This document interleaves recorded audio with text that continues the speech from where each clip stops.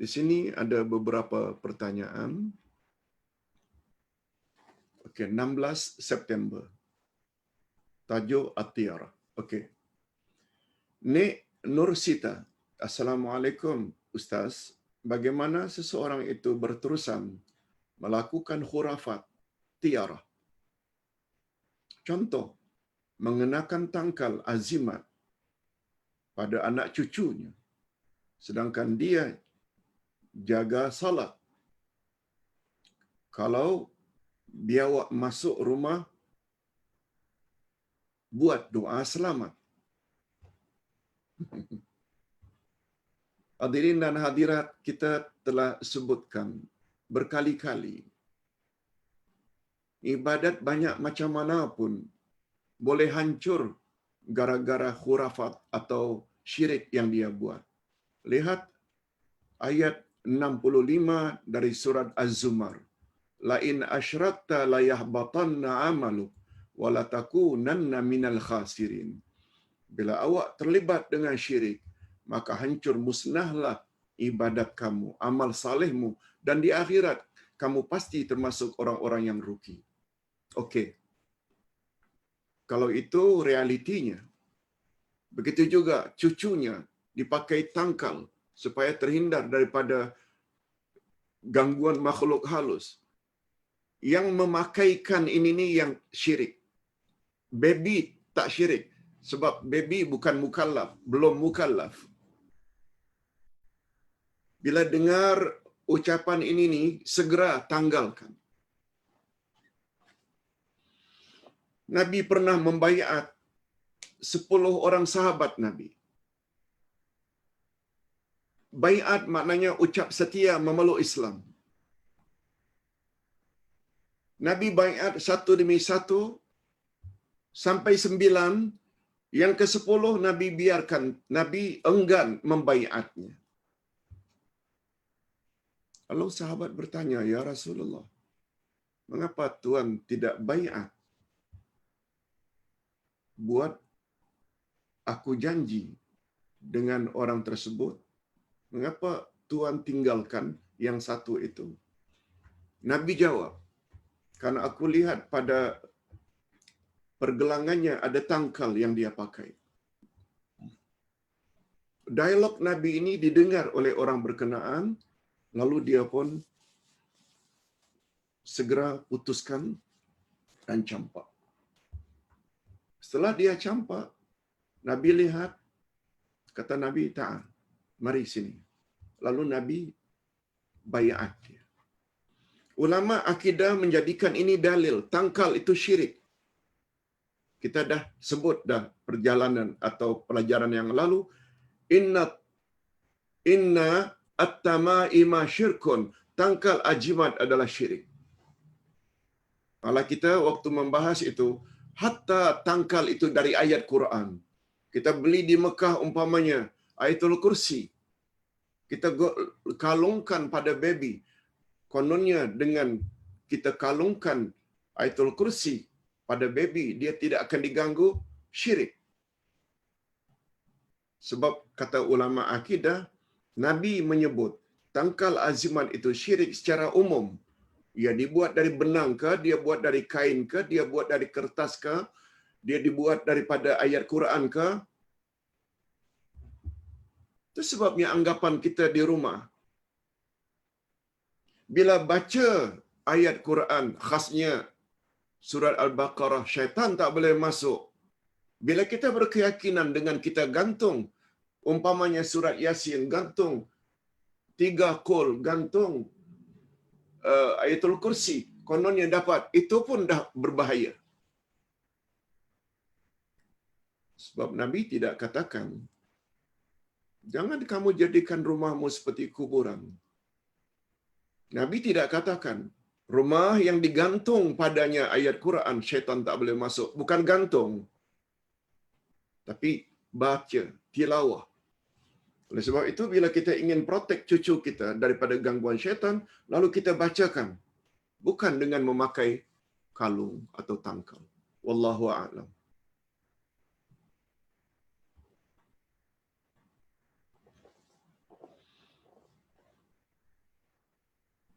Begitu juga bila biawak masuk rumah lalu doa selamat. Ada apa kaitannya? Kalau doa selamat itu tak mengapalah. Doa selamat, kita buat doa tak jadi masalah. Tapi mengaitkan biawak itu dengan musibah yang akan menimpa, baca. Kalau ada anggapan orang-orang tua, bila biawak masuk itu menandakan rumah awak sial, itu sudah rosak dah akidah. Itu tiara. Lalu cara untuk cover dosa tiara itu, tadi, la taira illa tairuk, wala ilaha ghairuk. Baca doa itu. InsyaAllah terhapus dosa tadi. Judijah. Assalamualaikum Ustaz. Jika mata berdenyut-denyut, kata orang nak tengok orang jauh, dan ada juga tangan rasa gatal nak dapat duit nanti. Adakah itu juga tiara? Tiara ya, bukan tahira. Tahira itu suci. Tiara. Mungkin salah tulis. Dalam agama ini, dia ada dua. Ada namanya tafa'ul, ada namanya tasya'um. Yang tak boleh ni tasya'um. Tasya'um ini pesimis. Dikaitkan dengan musibah.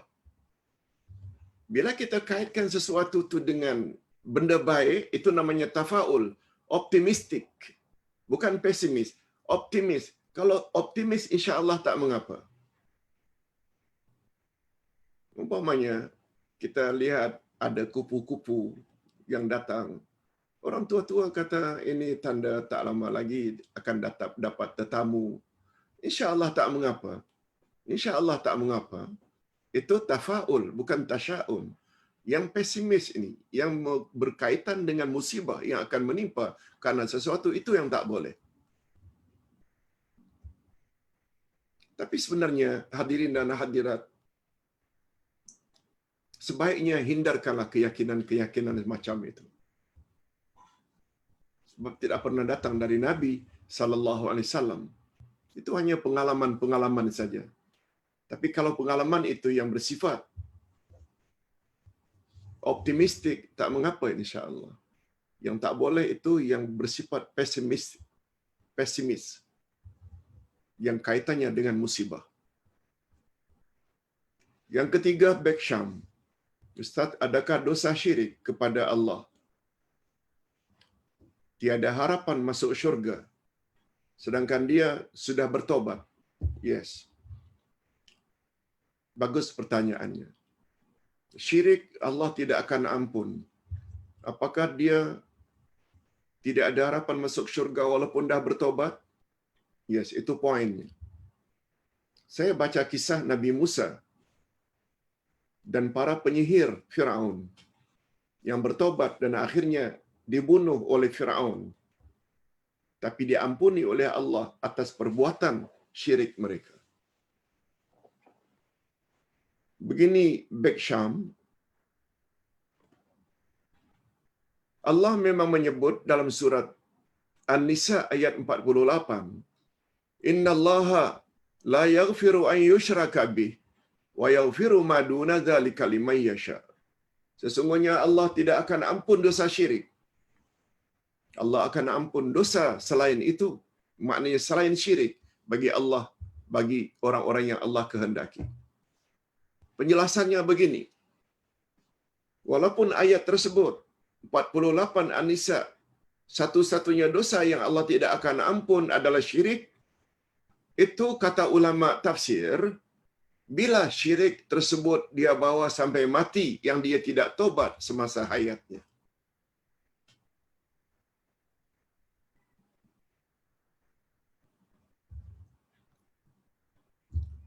Sebab apabila dipadankan dengan ayat yang lain itu ayat 53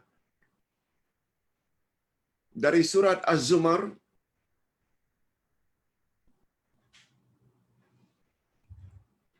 Qul ya ibadiyalladzina yastami'unal qaul. Maaf. Qul ya ibadiyalladzina asrafu ala anfusihim la taqnatu min rahmatillah. Innallaha yaghfirudz dzunuba jami'a. Az-Zumar 53. Kalau Az-Zumar 65 tadi, siapa buat syirik akan hancurlah segala amalnya dan di akhirat dia pasti rugi. Itu 65. 53 pula memberi harapan. Hatta dosa syirik Allah akan ampun jika dia bertobat. Bunyi ayatnya, Qul ya ibadiyalladzina asrafu ala anfusihim. Katakan, hai Muhammad, hai hamba-hambaku yang bergelumang dengan maksiat, dosa. Apa kata Allah kepada mereka? La taqnatu min rahmatillah. Jangan kamu putus asa akan rahmat Allah, kasih sayang Allah. Jangan fras. Lalu Allah sebut sebabnya. Innallaha yaghfirudz dzunuba jami'a. Karena Allah bersedia memaafkan semua jenis dosa. Jami'a, all of dosa-dosamu, termasuk dosa syirik. Jami'a, semua dosamu, termasuk syirik, kata ulama tafsir dan ulama akidah. Ini sebabnya. Apabila dulu dah terlanjur, ada tiarah, ada tamaim, tangkal, azimat dan lain-lain. Tiarah kita telah lakukan dulu. Lalu sekarang setelah kita mendengar pencerahan ini, pagi ini, membuat kita insaf. Tobat tak akan ulang lagi. Dengan tobat nasuha. Tinggalkan tangkal, buang dari diri kita ke, dari cucu ke, anak ke, buang. Yang kedua, menyesal. Dulu tak dengar penjelasan macam pagi ini. Dulu tak dengar. Maknanya, kita tak tahu, jahil. Yang ketiga, azam. Tidak akan ulang lagi. Dah cukup. Hatta dosa syirik, Allah akan ampunkan. Tak jadi masalah. Apalagi bila kita bawa dengan kisah Firaun dan tukang-tukang sihirnya bila berhadapan dengan Nabi Musa.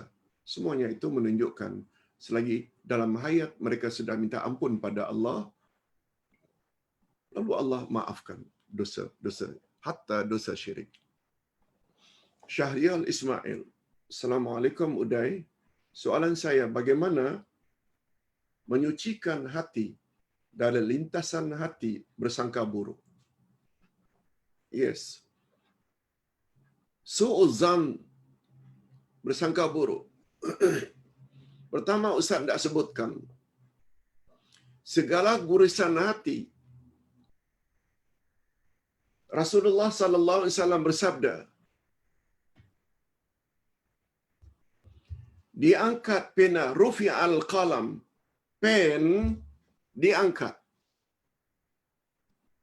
Apa yang terdapat di dalam hatimu sehingga kamu buat atau kamu ucap. Istilah terangkat pen ini maknanya tidak ditulis sebagai dosa. Ada cadangan, tak buat perkara tak elok. Baru cadangan. Belum buat. Kita belum berdosa lagi. Itu maknanya rufi'al qalam. Sehingga apa yang ada di dalam hatinya, buruk sangkanya itu, dia ucap, baru mula ditulis. Atau dia buat, baru dia tulis. Sebagai dosa. Ini yang Ustaz sebutkan tadi. Salah satu lazimatun li ummati. Ada 3 perkara mesti ada pada umatku. Sifat buruk itu. Buruk sangka, mengumpat dan tiarah. Ketika sahabat bertanya macam mana cara untuk terlepas dari dosa-dosa itu, ya Rasulullah, bila tiarah, teruskan pekerjaan itu. Jangan tiarah menghalang kamu. Yang kedua, bila mengumpat, segera minta maaf kepada orang yang kamu umpat itu. Yang ketiga, bila buruk sangka, jangan kamu turuti dia, selidiki dia. Bila selidik, dah mulalah dosa terus.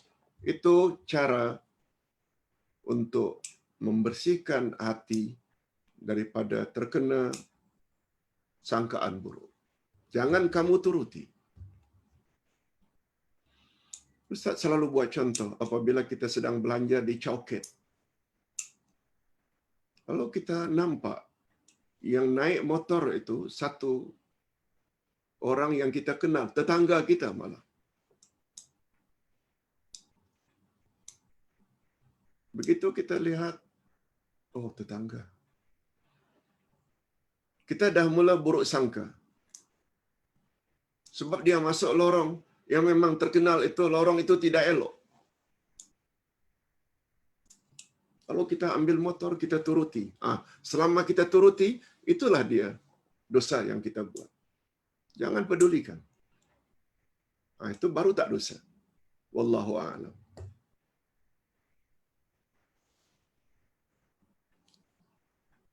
Marlina selamat. Assalamualaikum Pak Ustaz. Apakah cara atau kaedah yang berhemah untuk menasihati adik-beradik yang masih melakukan syirik dengan memakaikan tangkal azimat di lengan baby mereka?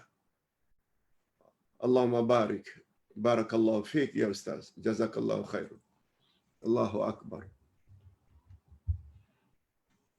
Kalau kita mampu menerangkan, kita terangkan. Kalau tidak mampu, kita terangkan barangkali YouTube ini, video ini, kita kirimkan pada dia, biar dia dengar sendiri. Kalau kita tak mampu mendatangkan hujah-hujahnya. Kalau kita ada dapat nota macam ini, kirimkan pada dia, forward kepada dia. Kalau ada buku, Akidah 2, kita ada kelebihan uang, beli. Kirim pada dia. Semua usaha-usaha anda, Marlina, dapatkan video, dapatkan nota, dapatkan buku, hantar kepada adik-beradik, uncle, cousin, usaha anda dinilai tinggi oleh Allah Azza wa Jalla. Dan itu termasuk dalam bab berdakwah. Andai kata dia terima, alhamdulillah. Tak terima, anda sudah tidak lagi. Cuma kita sayanglah bila yang berbuat begitu justru saudara mara kita sendiri. Nah, jangan lupa orang tua kita kadang-kadang, ibu bapa kita. Mereka buat amal-amal macam ini karena mereka tidak ada ilmu. Kita slow talk dengan mereka.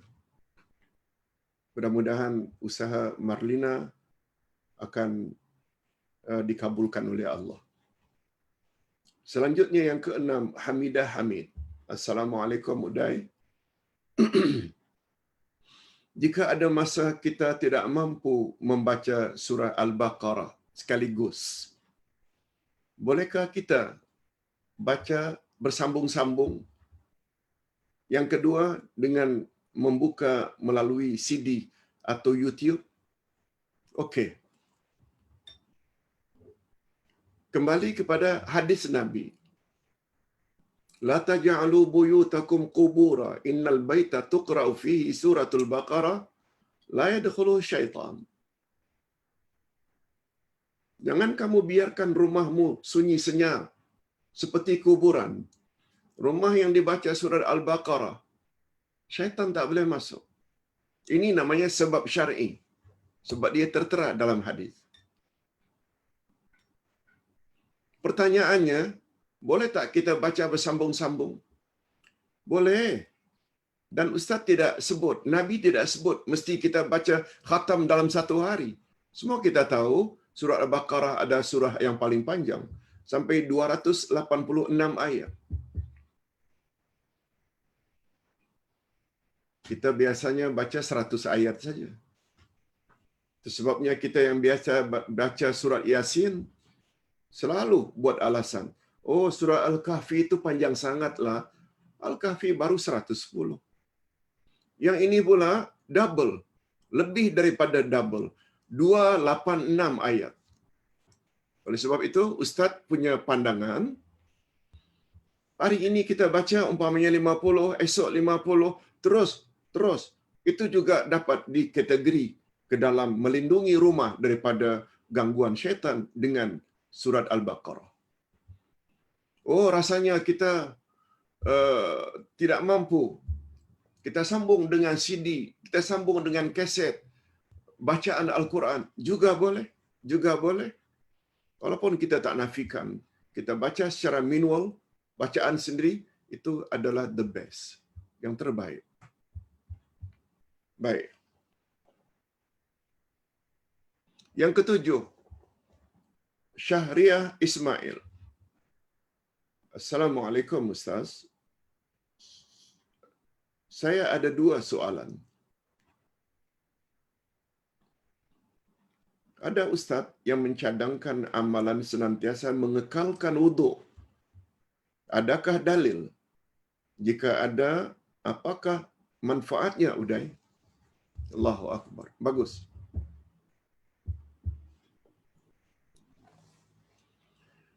Di antara sahabat Nabi yang mengekalkan wuduk ini, antara lain Sayyidina Ali, antara lain Bilal, majoriti sahabat banyak yang mengekalkan wuduk.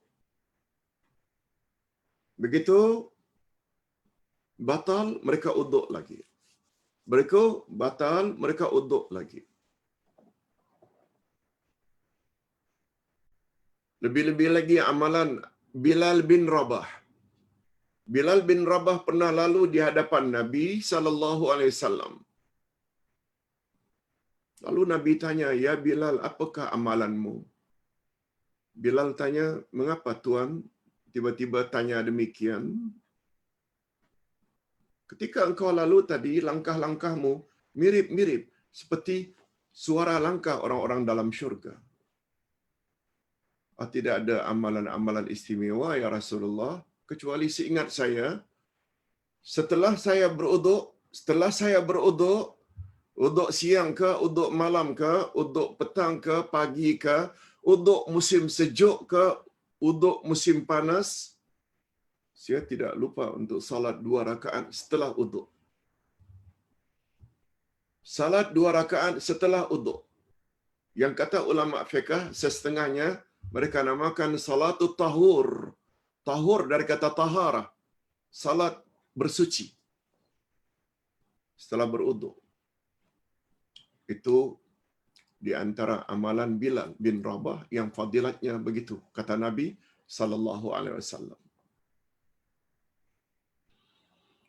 Nabi sallallahu alaihi wasallam juga menyuruh apabila kamu akan tidur malam, uduk dahulu.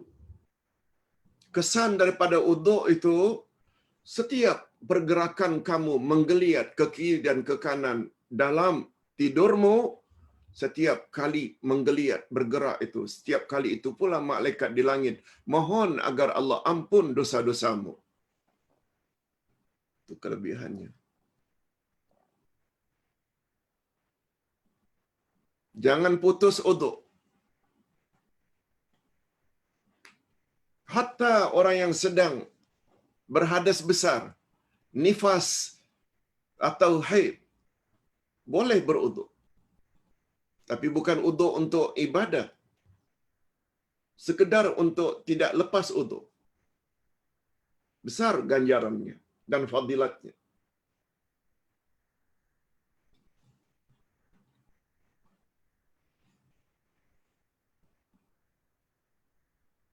Itu sebabnya sisa di barat sana, di Eropah ke, di Amerika ke, muslimat di sana beruduk walaupun mereka dalam keadaan haid. Bila ditanya, mengapa boleh Ustaz beruduk walaupun dalam keadaan haid, sedangkan dia belum mandi hadas besar? Coba dengar beberapa dalil berikut.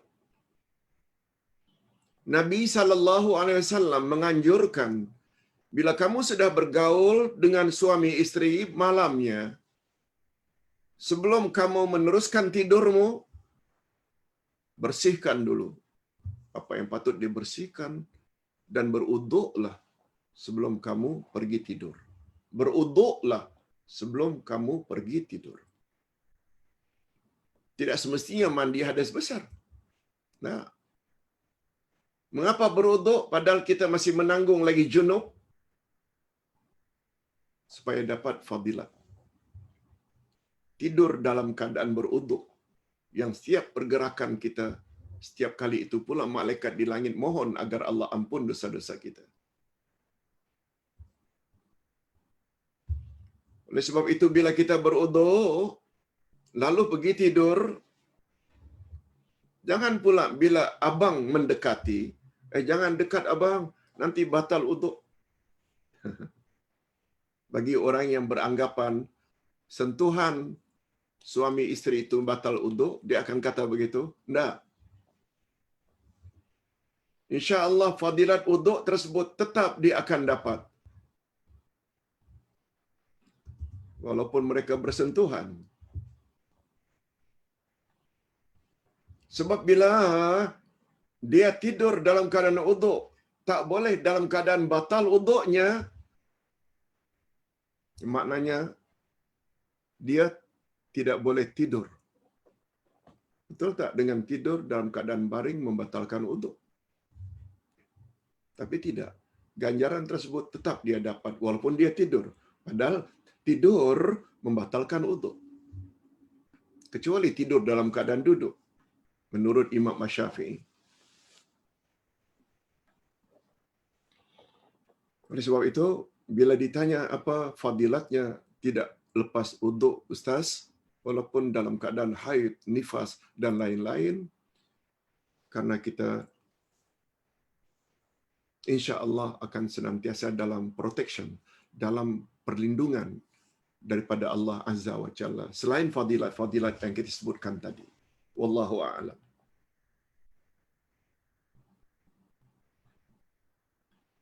Safar otai safar. Ustaz, adakah dibolehkan seseorang itu tidak bersalat membaca di dalam hatinya? Adakah dibolehkan seseorang itu ketika salat membaca hanya dalam hati? Tidak sah.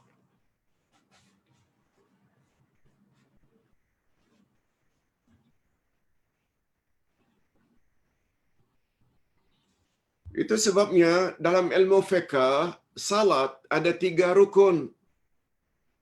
Bukan rukun salat ya.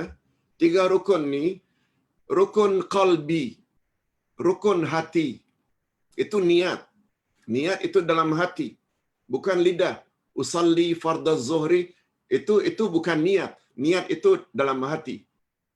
Itu sebabnya kata ulama fiqh, makanun niyah al-qalbu. Tempat niat itu hati. Ini namanya rukun qalbi. Termasuk khusyuk. Memahami apa yang kita baca. Rukun fi'li. Allahu Akbar. Qiyam. Ruku' itu fi'il, perbuatan. I'tidal, sujud. Duduk antara 2 sujud. Duduk. Tahiyat akhir. Itu rukun fi'li. Dan ada satu lagi, rukun qawli. Rukun yang awak kena ucap. Allahu Akbar. Tak boleh dalam hati. Mesti ucap Allahu Akbar. Rukun lainnya, membaca Al-Fatihah. Tak boleh baca dalam hati. Sebab Nabi menyebut, La salata liman lam yaqra' bifatihatil kitab. Tidak sah salat orang yang tidak membaca surat Al-Fatihah. Membaca itu mestilah dengan qaul, ucapan. Itu sebabnya dalam hati saja, sejak Allahu Akbar, semua pergerakan tanpa diucap, tidak sah salatnya. Yang ke-8, saya ingin tanya Pak Ustaz, dalam Al-Quran Allah sering sebut ayat begini, Allahu yahdi bihi man yasha wa man yudlillahu fama lahu min had. Apakah ini bermakna sesiapa yang Allah tidak beri petunjuk itu tiada peluang untuk dapat petunjuk, disebabkan Allah sudah tentukan untuknya begitu. Adakah ini dikira satu takdir untuknya dan adakah tidak boleh diubah? Karena kalau dilihat dari ayat ini seolah-olah Allah telah tetap begitu untuknya. Mohon penjelasan Ustaz. Itulah Ustaz selalu ulang-ulang. Terjemahan Quran ada harfiah, ada maknawiyah.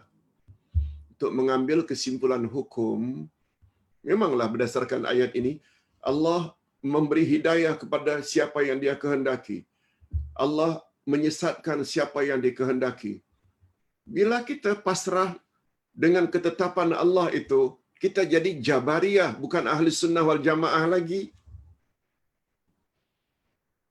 Selain itu, bila kita menetapkan usaha saya menentukan saya dapat hidayah atau tidak, itu Qadariyah pula. Yang terlalu bangga dengan usahanya. Jabariyah, kita senantiasa dalam keadaan terpaksa. Ahlus Sunnah wal Jamaah berdiri di antara Qadariyah dengan Jabariyah. Usaha pada kita, ketetapan di sisi Allah. Kita telah bahas panjang lebar tentang iman pada takdir. Tolong Wan Sa'diyah Hashim dengar balik. Ustaz kira tentang penulisan takdir. Ada takdir azali, ada takdir yaumul mithaq, ada takdir umuri, ada takdir hauli, ada takdir yaumi, ada takdir mubram, ada takdir muallaq. Mungkin Ustaz tak dapat jawab sebab itu berjam-jam perlu didengar. Itu sebabnya secara ringkas kita tahu bahawa Allah telah tetapkan nasib kita sejak azali dan itu tidak akan berubah.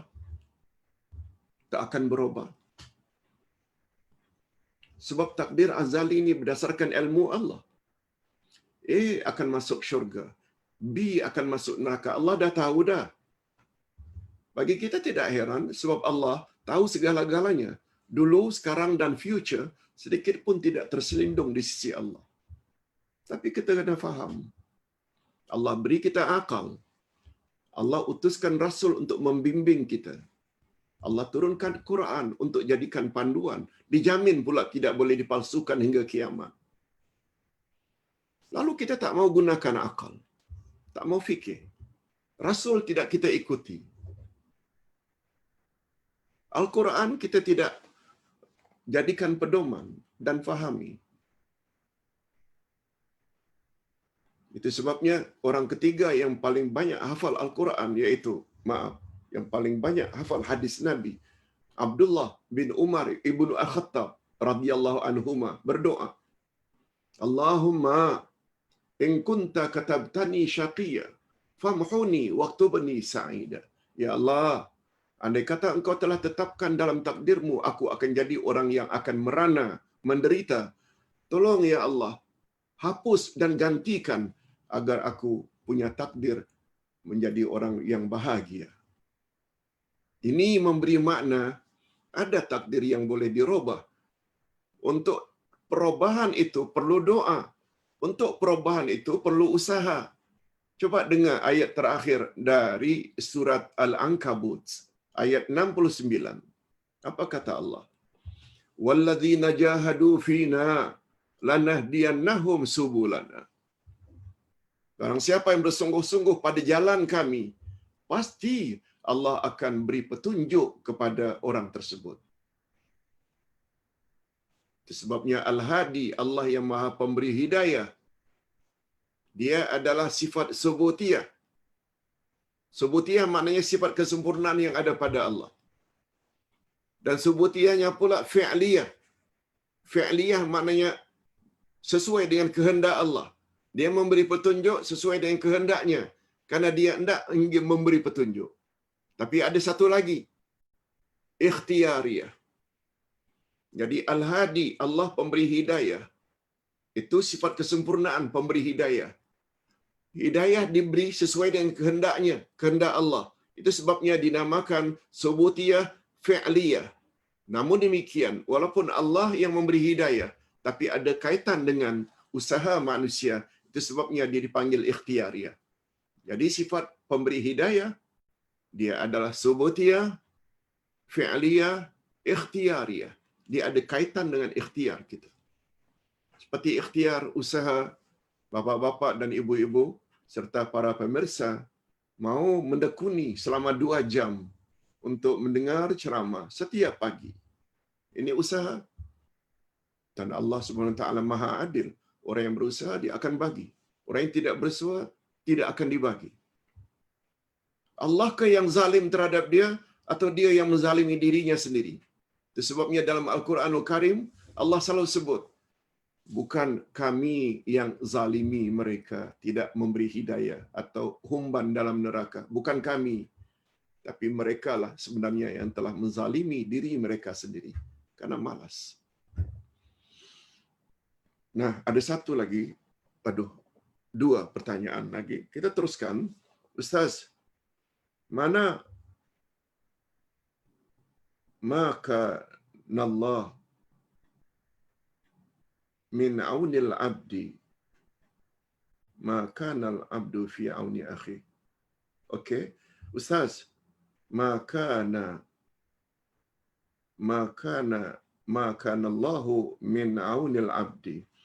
Ejaannya kalau salah tolong betulkan Ustaz. Apa maksudnya? Okey. Ini adalah sebenarnya hadis Nabi. Cuma apa yang anda tulis ini tidak lengkap. Hadis sahih riwayat Imam Muslim. Bunyinya macam ini. Wallahu fi aunil abdi ma kana al abdu fi auni akhi.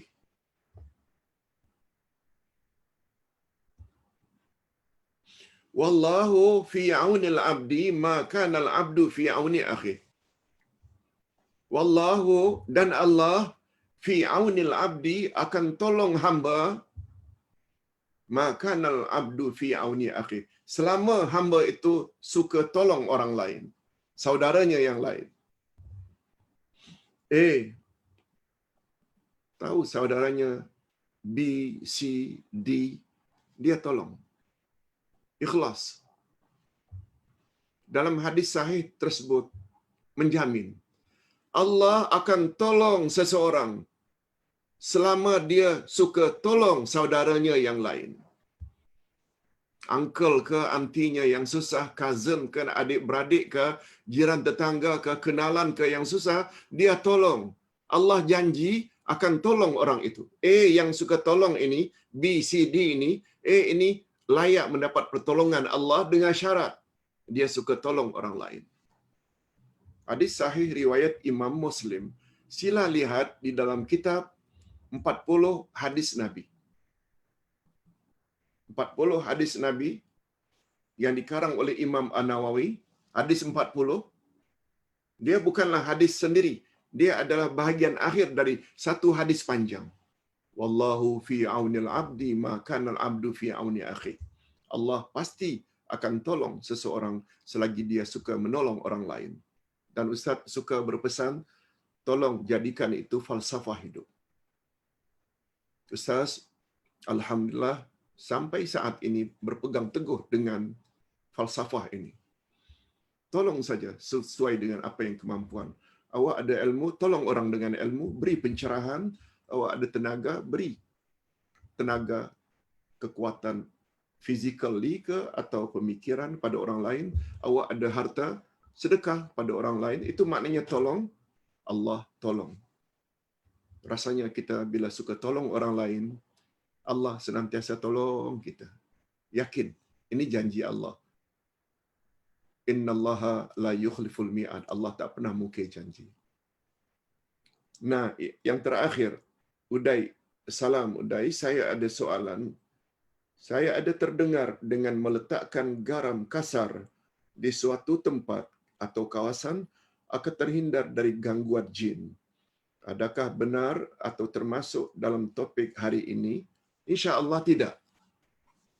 Sebagaimana sebelumnya ditanya, kayu bidara, garam.